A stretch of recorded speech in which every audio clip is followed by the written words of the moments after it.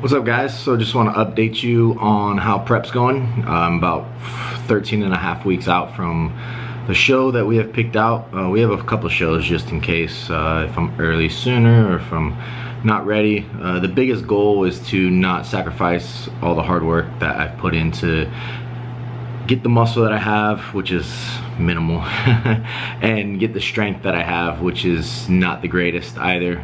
But you know, it's something that I've worked really hard for, so I don't want to rush into things and sacrifice that. So the goal is to not really shoot for a date so much, but just like focus on the process and getting ready, and it makes it really enjoyable. I don't have a lot of stress, I don't have a lot of pressure, so it's nice, and which is good because, you know, the way things have been going could create a lot of stress. You know, we're dropping calories, but my weight goes up, which is very unexpected for me. Usually as soon as I start to decrease anything, my body pretty much like follows suit, so this is a little bit weird for me. So we'll see how the upcoming weeks go. I'll maybe do like 8 weeks out, maybe do some progress photos so you guys can see where I'm at.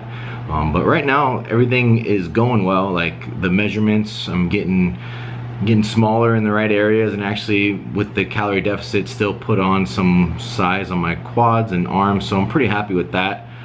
Pictures are looking better each time I send them to the coach, so things are moving in the right direction. It's just, you know, it's just odd, that's all. You know, and that's just the way I look at it. It's not one, I don't get frustrated, I don't really care too much. You know, I hired Austin, I trust Austin, he's gonna do the best, and you know, we're gonna get to where we need to go, and that's just the way it is. So a couple of the changes that we've made, we've added in some HIIT cardio. So I'm doing HIIT cardio 4 times a week post-workout, very small, working on the EPOC effect more than anything else. So so I'm doing that 5-minute intervals post-training 4 days a week. I'm also doing about 9,200 steps a day. That's the goal step count, so that's what I'm trying to shoot for every single time. And then the calories on training days is right around like 2,200 to 2,300, or on non-training days, and then on training days it's right around like 2,500, so pretty low for me. But I feel good, I'm not hungry, I don't really think about it. I'm just like pretty much just like robotic at this point with all the stuff that we have going on with school and everything, so I can't really like focus on being hungry, which is nice. It's a nice feeling, and even if I was hungry, I would accept it. I mean, it is what it is. You're trying to get lean, you're supposed to be hungry, so learn to work with it, cope with it, and deal with it. And you know, I look at it as like, if I'm hungry, then that's a good thing. Like my body's trying to, you know, burn off some fat is the way I look at it. Whether that's the case, I don't know, I don't really care, but I have a positive outlook on it, and that's kind of the way I want to stick with it. But really enjoying the process so far.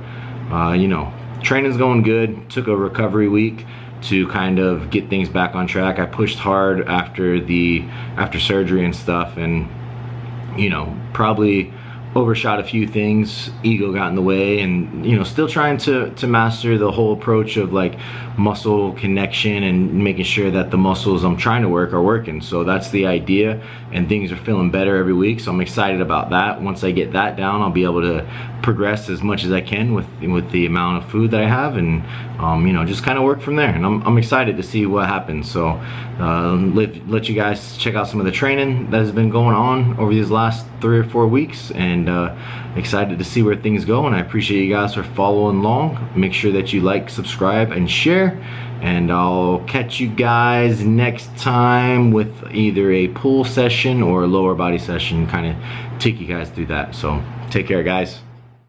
Alright guys, so let's get into a little bit of training talk. So kind of the approach that I'm taking during this off-season prep, so off-season from powerlifting but prep for bodybuilding, is more of a low volume, high intensity approach. So we're doing a 1 all-out top set, and then we're going to do a back down set. The top set's going to be looking at between 5 to 8 reps, and then the back down set anywhere from like 10 to 15 reps. And that's for the main movements. Obviously, like things like curls, push downs, side raises, things like that that require more of that pump and feel. Just going towards the higher end rep range, simply because that's where I feel it the most, and I feel like there's a lot of good benefit for getting in there. That's kind of like the cell swelling mechanism of hypertrophy, because there's a lot of mechanisms to hypertrophy, and you kind of want to set up a program that hits them all. But what I have done after this first phase of training is make sure that I've picked the right exercise selection, which means like I have exercises that I am targeting certain muscles, and I'm making sure that at the end of every exercise, like I can honestly say without a shadow of doubt, hey, these are the muscles that have been worked, this is the target area that I'm trying to hit, and this is what I did. And that's really the gist of like my exercise selection for this type of stuff, is just making sure that I can feel the muscles being worked. So you'll see some changes as we progress, specifically on back. Back seems to be one of the hardest things that I'm having right now with kind of feeling, making sure the muscles are working. So I took out, you'll see here like barbell rows and T-bar rows. I took those out and I'll probably keep them out for the majority of the prep, simply because I just really couldn't tell you like where it was targeted. I can feel it in my hamstrings a little bit, feel it in my lower back a little bit. The T-bar rows aren't as bad, but I'm also making sure that my lower back isn't so completely taxed all the time that I can't still squat and pull heavy the days that I'm doing that. So I got to make sure that I take that stuff into consideration and picking my back exercises a little bit more methodically, making sure that I'm not chasing the weight, and making sure that I'm able to feel the muscles working. And that's kind of the goal. Second push day, first push day is going to be a flatter press, chest dominant. Second push day is going to be more of an incline shoulder dominant day, and that seems to be working out pretty well. It gives me 2 rotations for each, so 4 rotations total, and I'm able to just continue to rotate those throughout the course of a 2-week kind of microcycle, so to speak. So that way I'm able to continue to go back to those movements feeling fresh, and make sure that I'm continuing to progress and hit those PRs within the rep ranges and stuff like that. And like I say, guys, this is new to me. I've done a lot of research in this area. I've enjoyed bodybuilding and training like a bodybuilder for a very long time. This approach seems to make the most sense as far as like trying to maintain strength and getting as strong as possible while dieting. That way the carryover back into powerlifting isn't so abstract and so like unthinkable.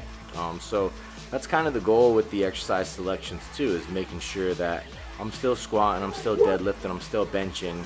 And yeah, those might not be the greatest exercises for me to feel the muscles working, but those are my main movements, so I have to keep them in the plan, and I have to work around those. And slowly but surely they're getting there, and that's one of the biggest things if you are trying to do an off season where you're trying to put on some size. I just did a podcast with Dr. Scott Stevenson, and we were talking about that, and making sure that you keep your competition lifts in, and that you're progressively overloading them within that higher rep range for powerlifters, right? For powerlifters, anything over 5 reps is like daunting and exhausting, but if we can continue to progress within that 5 to 8 rep range, that's going to get us really, really strong when we go back into doing the triples and the singles and the doubles and stuff like that. So that's kind of where the exercise selection is geared towards. So that's kind of the progression rate that I'm shooting for, and I think so far so good with everything.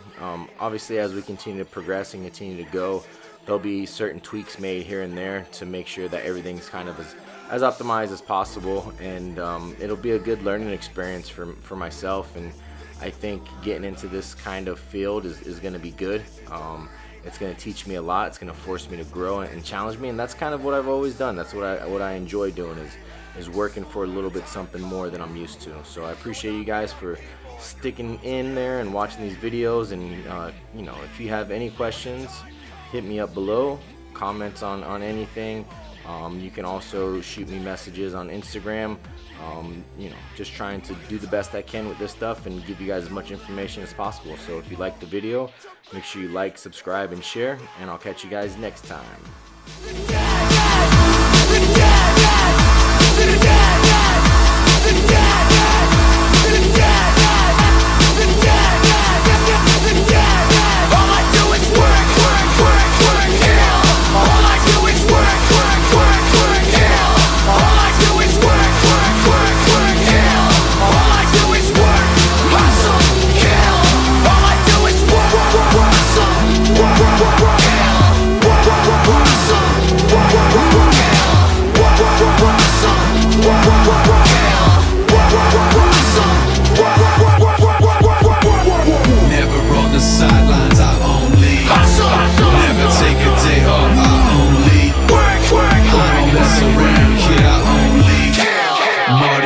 Sleeps. All I do is work, work. Never on the sideline.